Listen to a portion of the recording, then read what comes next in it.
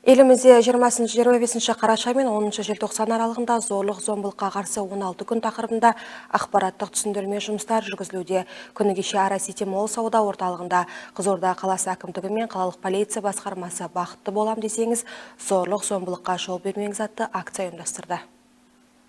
Акция барысында ақпараттық насихаттық топ өкілдері қоғамдық қабылдау өткізіп, халыққа құқықтық кеңес берді. Ал жас еріктілер тұрғындарға зорлық-зомбылыққа жол жоқ тақырыбында жадынамалар таратты. Балалар мен әйелдерге қамқорлық жасау, олардың абыройы мен құқықтарын құрметтеу бұл тек мемлекеттің ғана емес, сонымен қатар жекелеген әрбір адамның міндеті.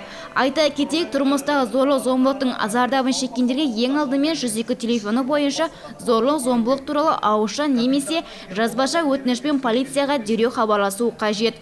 Жарақат алған жағдайда 103 нөмірі бойынша жедел жәрдем шақыру және полиция қызметкерлерін сот медицина сараптамадан өтуді жолдама алу керек.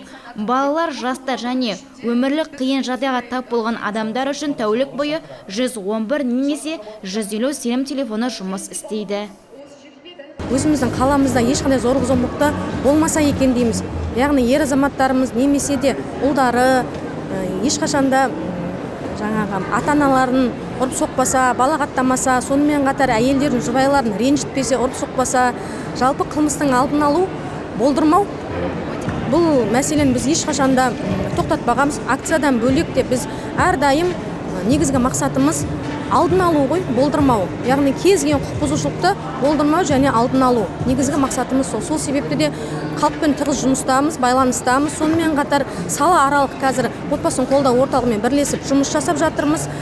Білім ордаларымен, сонымен қатар медициналық ұйымдармен бірлесіп, мүмкіндігі барынша зорлық-зомбылықтың алдын алу, тұрмыстық зорлық-зомбылық болдырмау үшін барлық жұмыстарды жандандырып жатырмыз.